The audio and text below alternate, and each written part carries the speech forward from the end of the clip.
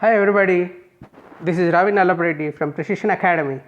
ఈరోజు మనం biotechnology buzzwords కొన్ని చాలా exciting words artificial blood, biologics, immunotherapy, plasma therapy, impossible foods or impossible burger ఈ కాన్సెప్ట్స్ ఈ బజ్వర్డ్స్ గురించి కొంత తెలుసుకున్నాము. ఫస్ట్ ఆర్టిఫిషియల్ బ్లడ్ అనేది చాలా న్యాచురల్, అంటే బ్లడ్ రిలేటివ్స్ అంటే బ్లడ్లోనే అంతా ఉందన్నట్టుగా మనము మన తత్వం అంతా బ్లడ్లో ఉన్నట్టుగా బ్లడ్ గురించి చెప్పుకుంటాం. కానీ ఆర్టిఫిషియల్గా తయారు చేయడం పాసిబుల్లా, ఎలా చేస్తారు? So it is a product made to act as substitute for red blood cells. So RBCs ఏం చేస్తాయి? ఆక్సిజన్ తీసుకెళ్ళి పార్ట్స్ మొత్తం ఆర్గాన్స్కి అన్ని ఇచ్చి అక్కడి నుంచి కార్బన్ డైఆక్సైడ్ మళ్ళీ లంగ్స్కి తీసుకొచ్చి ఇలాంటి పని చేస్తాయి కదా, ఆ పని మాత్రమే. సో కానీ బ్లడ్ అనేది చాలా పనులు చేస్తుంది. లైక్ కొయాగులేషన్ చేస్తుంది, ఎక్కడన్నా కట్ అయినప్పుడు మళ్ళీ అతుక్కుండేటట్టు చేయడం, ఎక్కువ స్ప్రెడ్ అయిపోకుండా. తర్వాత ఇమ్యూన్ డిఫెన్సు, ఏమన్నా వైరస్లు బ్యాక్టీరియా వచ్చినప్పుడు ఇమ్యూనిటీ వాటిని అటాక్ చేయడానికి, ఇట్లాంటి చాలా పనులు చేస్తుంది. కానీ ఆర్టిఫిషియల్ బ్లడ్ అనేది జస్ట్ ఆక్సిజన్ ట్రాన్స్పోర్టేషన్ గురించి మాత్రమే వాడతారు. ఫస్ట్ అది వచ్చిన తర్వాత కావాలంటే మిగిలిన వాటి గురించి ఆలోచించవచ్చు. ప్రస్తుతానికైతే దాని మీద మనం వర్క్ చేస్తున్నాం. సో 3 రకాలుగా ఉన్నాయన్నమాట, 3 టైప్స్ ఉన్నాయి. పర్ఫ్లూరో carbon based, PFC, పర్ఫ్లూరో carbon. So ఇవి ఆక్సిజన్ని మ్యామల్స్లో ఇంక్లూడింగ్ హ్యూమన్స్ సప్లై చేయడానికి వాడతారనమాట. ఇది బ్రీతింగ్ లిక్విడ్ అంటారు దీన్ని, లైక్ లిక్విడ్ బ్రీతింగ్ అంటారు దీన్ని. కన్నా వాడి మనము ఆక్సిజన్ బదులుగా దీన్ని తీసుకోవచ్చు అన్నట్టు. లిక్విడ్ బ్రీతింగ్ కోసం దీన్ని పిఎఫ్సి సొల్యూషన్ ఉంటుంది, దాన్ని వాడచ్చు. అదొక మెథడ్. ఇంకొకటి హిమోగ్లోబిన్ బేస్డ్. సో మెయిన్గా హిమోగ్లోబినే కదా ఈ ఆర్బీసీస్లో ఉండేది. And 33% of the cell mass అంతా హిమోగ్లోబిన్ ఉంటుంది. సో ఇది హిమోగ్లోబిన్ బేస్డ్ ఉంటాయి. వాటిని హిమోగ్లోబిన్ బేస్డ్ ఆక్సిజన్ క్యారియర్స్ అంటారు, హెచ్బిఓసిస్. ఇది ఒక వర్డ్, దీన్ని గుర్తుపెట్టుకోండి. తర్వాత ముఖ్యంగా స్టెమ్ సెల్ బేస్డ్. మనము స్టెమ్ సెల్ థెరపీ గురించి ప్రీవియస్ వీడియోలో నేను ఎక్స్ప్లెయిన్ చేయడం జరిగింది కదా. ఇదేమో బ్లడ్లో ఇప్పుడు అంబ్లికల్ కార్డ్, ఆ బేబీకి మదర్కి మధ్యలో ఉన్న పేగు ఉంటుంది కదా, పేగు బంధము, అది umbilical card, mother and newborn మధ్యలో ఉండేది. సో దాన్ని యూజ్ చేసి బ్లడ్ ఫార్మింగ్ అంటారు. బ్లడ్ ఫార్మింగ్, ఫార్మసీలో పిహెచ్ఏ ఉంది చూడ, అలాగనమాట ఫార్మింగ్, బ్లడ్ ఫార్మింగ్. అలా చేసి ఈ స్టెమ్ సెల్స్ యూజ్ చేసుకొని ఈ ఆర్టిఫిషియల్ బ్లడ్ని తయారు చేయొచ్చు అనమాట. అదొక మెథడ్. ఇప్పుడు బయోలాజిక్స్ అనే దాని గురించి చెప్తాను. బయోలాజిక్స్ అనేటివి ఒక డ్రగ్స్ అనుకోవచ్చు అనమాట. It's a product that is మామూలుగా డ్రగ్స్ దేంతో ప్రొడ్యూస్ చేస్తాం? కెమికల్స్ బేస్ చేసుకొని ప్రొడ్యూస్ చేస్తాం. అల్లోపతిలో, ఆయుర్వేదాలు అయితే మూలికలు అట్లాంటి వాటిని యూజ్ చేసుకుంటారు. ఈ బయోలాజిక్స్లో ఏం చేస్తున్నారు? లివింగ్ ఆర్గానిజమ్స్, ఆ లివింగ్ ఆర్గానిజమ్స్ ఉంటాయి ఈ బయోలాజిక్స్లో. So these are the drugs include what living organisms అంటే అది it can be derived from human, మనుషుల నుంచి తీసుకోవచ్చు, జంతువుల నుంచి తీసుకోవచ్చు, మైక్రో ఆర్గానిజమ్స్ నుంచి కూడా మనము ఎక్స్ట్రాక్ట్ చేయొచ్చు అనమాట ఈ బయోలాజిక్స్ని. ఇది బయోటెక్నాలజీలో ఒక ముఖ్యమైన విభాగం. దీంట్లో 3 రకాలు ఉంటాయి బయోలాజిక్స్లో. So proteins. సో ఈ ప్రోటీన్స్ ఏం చేస్తాయి? That control the action of other proteins and cellular process. అలాంటి ప్రోటీన్స్ని బయోలాజిక్స్లో వాడతాం. వేరే ప్రోటీన్స్ని, అదర్ సెల్ ప్రాసెసెస్ని కంట్రోల్ చేసే ప్రోటీన్స్. తర్వాత genes, that control production of vital proteins. వేరే వైటల్ ప్రోటీన్స్ యొక్క ప్రొడక్షన్ని కంట్రోల్ చేయడము, హ్యూమన్ హార్మోన్స్ని మాడిఫై చేయడము, ఇట్లాంటి పనులు జెనెటికల్గా జీన్స్ వాడి చేస్తాం. ఆ జీన్స్ కూడా బయోలాజిక్స్లో పార్ట్. ఇంకా నెక్స్ట్ వచ్చి సెల్స్, 3వ రకం. So 1 proteins, 2 genes, 3 cells. So that produce substance that suppress or activate components of the immune system. Immune system ఉంది బాడీలో మనకి, దాన్ని సప్రెస్ చేయడానికి కానీ యాక్టివేట్ చేయడానికి కానీ. ఎందుకు సప్రెస్ చేయాల్సి వస్తుందో నెక్స్ట్ స్లైడ్లో నేను చెప్తాను. సో ఈ రెండిటి కోసము వాడతామన్నమాట. ఎందుకు యూజ్ చేస్తారు? Treatment for Crohn's disease, ulcerative colitis, తర్వాత rheumatoid arthritis, other autoimmune disorders. So autoimmune disorder అంటే ఏమంటే, మనకి ఇమ్యూన్ సిస్టమ్ ఉంది బాడీలో, మనకి బాడీలో ఒక ఇమ్యూన్ సిస్టమ్ ఉంటుంది. సో ఈ ఇమ్యూన్ సిస్టమ్ ఏం చేస్తుంది, ఏమన్నా ఎక్స్టర్నల్గా ఇట్లా వైరస్లు ఏమన్నా వస్తే ఆ వైరస్ని అటాక్ చేయడానికి ఇమ్యూన్ సిస్టమ్ ఉంటుంది. కానీ ఒక్కొక్కసారి ఈ ఇమ్యూన్ సిస్టమ్ ఏమైపోతుందంటే కన్ఫ్యూజ్ అయిపోయి మన బాడీలోనే మంచి సెల్స్ని అటాక్ చేయడం మొదలుపెట్టేస్తుంది. That is called rheumatoid arthritis. So rheumatoid ఆర్థరైటిస్లో మార్నింగ్ ఇది స్మాల్ జాయింట్స్ మధ్యలో స్టిఫ్నెస్, మార్నింగ్ స్టిఫ్నెస్ అంటారు దాన్ని, ఆ పెయిన్ ఉండడము, జాయింట్స్ కొంచెం పెయిన్ఫుల్గా ఉంటే అలా కూడా జరుగుతూ ఉంటుంది. సో ఇది చాలా డిఫికల్ట్ డిసీజ్. దాన్ని బేస్ చేసుకొని ఇమ్యూనిటీని తగ్గించే ఛాన్స్ ఉంది వీళ్ళు. దానివల్ల వేరే డిసీజెస్ కూడా వచ్చే అవకాశం ఉందన్నమాట.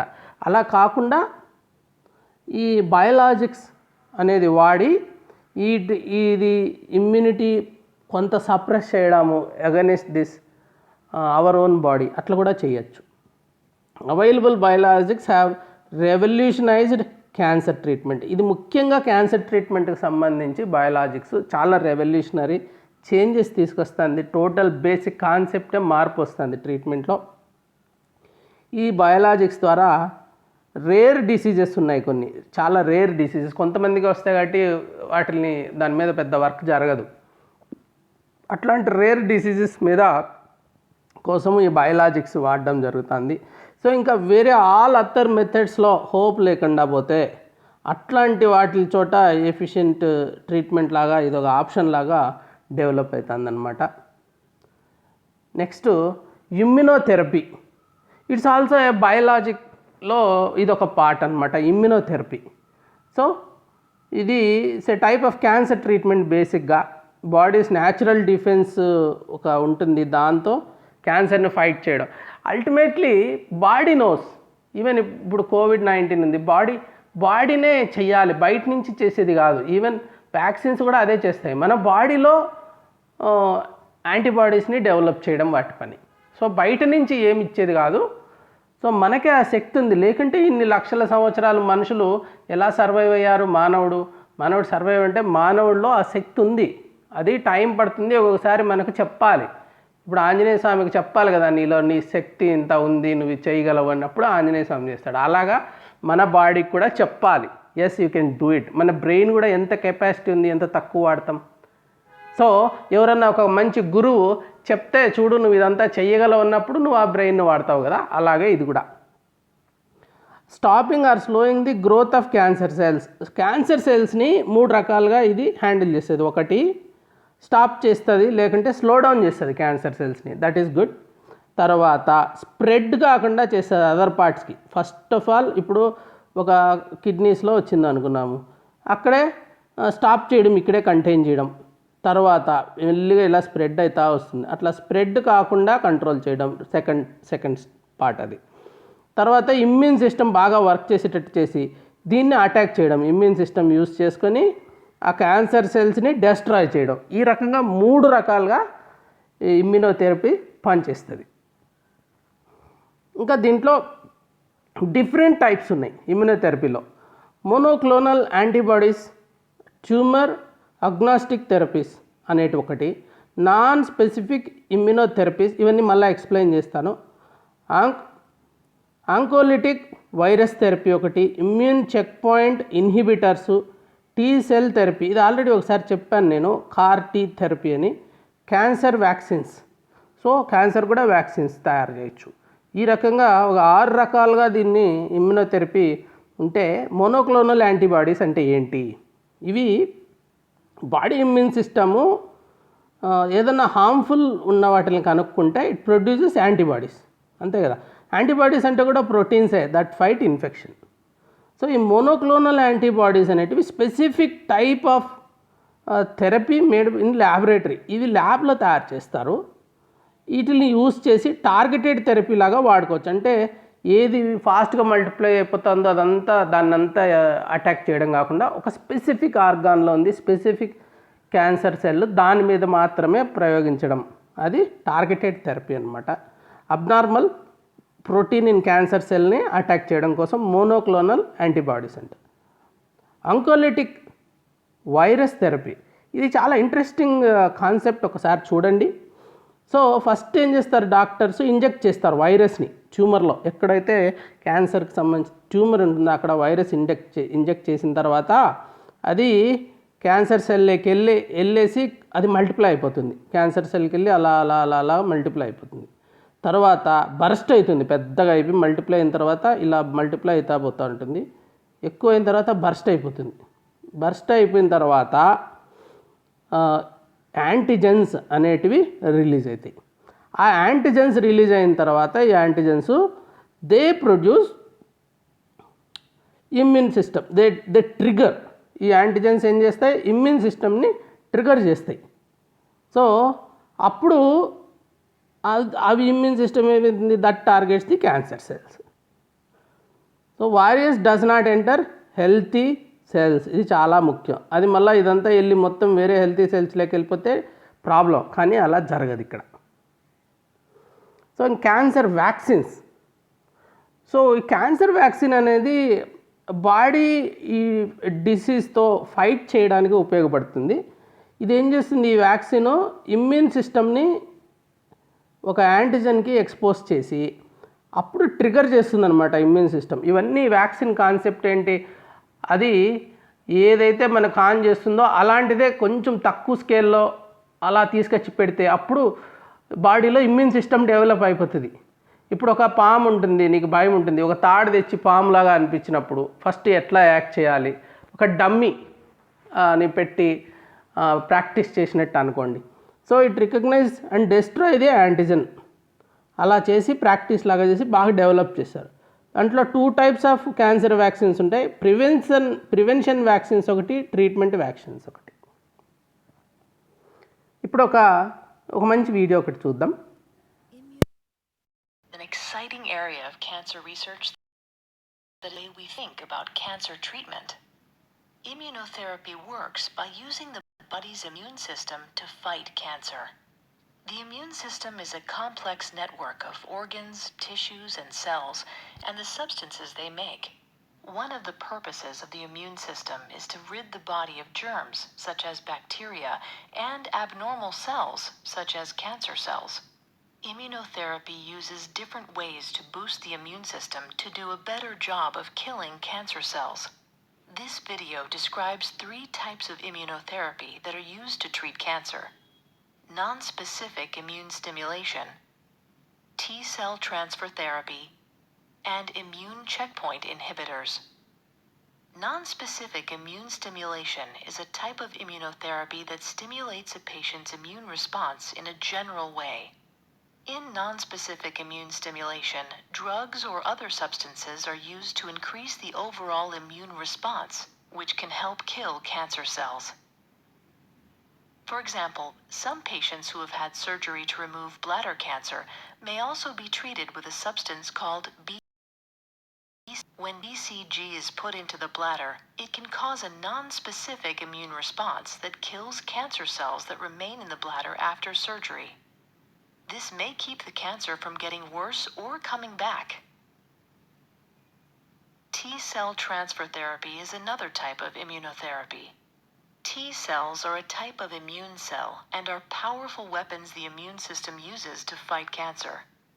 For T-cell transfer therapy, T-cells are taken from a patient and changed in the laboratory to make them better able to target the patient's cancer cells and kill them. Millions of copies of these specially changed T-cells are then grown in the laboratory and given back to the patient to fight the cancer. Immune checkpoint inhibitors are a third type of immunotherapy. Immune checkpoints on cell surfaces help control an immune response. Usually immune checkpoints keep T cells inactive. that is in an off state until they're needed. This keeps the T cells from harming normal cells. Cancer cells can take advantage of these checkpoints to switch T cells off. This keeps the cancer cells from being killed. Immune checkpoint inhibitors are drugs that block the checkpoints. This frees the T cells to attack the cancer. These 3 types of immunotherapy are effective ways to treat cancer, but they don't work for every patient and can cause serious side effects. Researchers supported by the National Cancer Institute are working to learn more about how the immune system works to fight cancer. By studying this, researchers can learn how to improve immunotherapy for all patients. Immunotherapy. We heard about the different types of immunotherapies, exactly 3 types. Now we move on to our last topic, that is impossible foods. Very interesting topic. So as this is the last topic, I want it to be very interesting and light one. So it's impossible foods incorporation అనేది ఒకటి ఉంది. అది ఏం చేస్తుందంటే ఒక substitute తయారు చేసింది meet ప్రోడక్ట్స్కి. నాలాంటి వాళ్ళకు చాలా హ్యాపీ ఇట్లాంటి న్యూస్ వస్తాయి, ఎందుకంటే ఐఎమ్ ఏ వెజిటేరియన్, చాలా స్ట్రిక్ట్గా ఫాలో అవుతాను. సో ఇట్లాంటి కానీ ఆ టేస్ట్ ఇష్టం ఉంటుంది. అలాంటప్పుడు ఇదేం చేస్తుందంటే అట్లాంటి వాళ్ళ కోసం కాలిఫోర్నియా బేస్డ్ కంపెనీ ఇది. So it gives people the taste and nutritional benefits. టేస్టే కాకుండా న్యూట్రిషనల్ బెనిఫిట్స్ ఆఫ్ మీట్ కూడా ఇస్తుందన్నమాట. So negative health and certain environmental impacts లేకుండా మంచి ఫుడ్ ఇస్తుంది. నాన్ వెజ్ ఫుడ్కు ఉండే అన్ని న్యూట్రిషియస్ వాల్యూస్ టేస్ట్ ఇస్తూ, అది అనిమల్ బేస్డ్ కాదు అయితే. సో ఇది ఎట్లంటే ఇంపాసిబుల్ బర్గర్, ఇంపాసిబుల్ అని పేరు పెట్టాడు చూడండి. ఇదేం చేస్తుందంటే కంపెనీ రీసెర్చర్స్ అనిమల్ ప్రోడక్ట్స్ని రీసెర్చ్ చేసి మాలిక్యులర్ లెవెల్లో select specific proteins and nutrients from plants to recreate the experience and nutrition specific to meat products. ఆ పర్టికులర్ ప్రోటీన్స్ని కలెక్ట్ చేసి ఎక్కడి నుంచి వస్తుందో అలాంటి ప్రోటీన్సే ప్లాంట్స్లో నుంచి తీసుకొచ్చి పెడతారనమాట. This is very innovative concept. ఆ తర్వాత వన్ మోర్ లాస్ట్ టాపిక్ ఏమంటే ప్లాస్మా థెరపీ గురించి. ఇప్పుడు ఎందుకంటే ఈ కోవిడ్ వచ్చిన తర్వాత ప్లాస్మా థెరపీ గురించి రెగ్యులర్గా వింటున్నాం, పేపర్లలో రోజు వస్తుంది ఇది, what it is. So before we go to plasma therapy, let's understand what this plasma is. It's a pale yellowish liquid. ఇది ప్లాస్మా. దాంట్లో బ్లడ్ సెల్స్ అన్నీ ఉంటాయి. Carries protein, minerals, nutrients, hormones. So in different parts of the బాడీకి తీసుకెళ్తుంది. 55% of total blood volume plasma ఉంటుందన్నమాట. So major function of plasma అనేది ఏంటంటే blood pressure maintain చేయడము, proteins different parts of the బాడీకి supply చేయడము, బ్లడ్ క్లాటింగ్, ఇమ్యూనిటీ, ఇంకా electrolytes ఉంటాయి, సోడియం, పొటాషియం. ఎప్పుడన్నా పొలిటికల్ లీడర్స్ ఫాస్టింగ్ చేసినప్పుడు డాక్టర్స్ వచ్చి చెప్తుంటారు కదా, ఈ ఎలక్ట్రోలైట్స్ తగ్గిపోయాయి, సోడియం పడిపోయింది, పొటాషియం లేదు, ఇలాగా ఇవన్నీ కూడా మెయింటైన్ చేసేది ఏంటి? ప్లాస్మా. అలాగే pH బ్యాలెన్స్ కూడా బాడీలో మెయింటైన్ చేస్తుంది. సో కన్వల్జెంట్ ప్లాస్మా థెరపీ ఇది రోజు మనం వింటున్నాం ఈ రోజుల్లో. సో ఏంటిది కన్వల్జెంట్ ప్లాస్మా థెరపీ అనేది? Concept of passive immunity. Passive immunity ఏంటి? యాక్టివ్ ఇమ్యూనిటీ అంటే మన బాడీ, మనము ఒక వైరస్ కానీ ఎక్స్టర్నల్ మైక్రో ఆర్గానిజం వచ్చినప్పుడు అటాక్ చేయడానికి ఇమ్యూనిటీ డెవలప్ చేసుకుంటుంది, యాంటీబాడీస్ని, మన ఆర్మీ అది. అలా కాకుండా ప్యాసివ్ అంటే వేరే వాళ్ళ యాంటీబాడీస్ వేరే పర్సన్ దగ్గర డెవలప్ అయితే అది తీసుకొచ్చి మనలో పెట్టారనుకోండి, that is called passive. So certain kind of foreign ఎలిమెంట్తో డీల్ చేసిన తర్వాత బ్లడ్ సెల్స్లో కొంత మెమరీ ఉంటుంది, ఆ స్టోర్ చేసుకుంటుంది అది మళ్ళీ అలాంటి మైక్రో ఆర్గానిజం, అలాంటి ప్యాథోజన్ అనేది వచ్చినప్పుడు అది ఐడెంటిఫై చేసి క్విక్గా ప్రొడ్యూస్ చేసేస్తుంది సేమ్ యాంటీబాడీస్ని. So that is convalescent plasma therapy model. ఇప్పుడు చూడండి, ఒక రికవర్డ్ కోవిడ్ పేషెంట్ ఉన్నాడు లెఫ్ట్ సైడు, అతనిలో యాంటీబాడీస్ తయారైనాయి. సో యాంటీబాడీస్ని తీసుకొచ్చి ప్లాస్మా ట్రాన్స్ఫర్ చేస్తే ఇప్పుడు ఇంకొక కోవిడ్ పేషెంట్ ఉన్నాడు, దాంట్లో స్టార్స్ పెట్టినారు, అదంతా కూడా కోవిడ్-19 అనుకోండి. ఇవి వెళ్ళి దాన్ని అటాక్ చేసి ఆ బాడీలో ఆ పేషెంట్లో యాంటీబాడీస్ ఫాస్ట్గా డెవలప్ అయ్యేలాగా చేసి దాన్ని హెల్ప్ చేస్తాయి అన్నమాట. With this I conclude this brief session. Thank you very much for joining. Bye bye.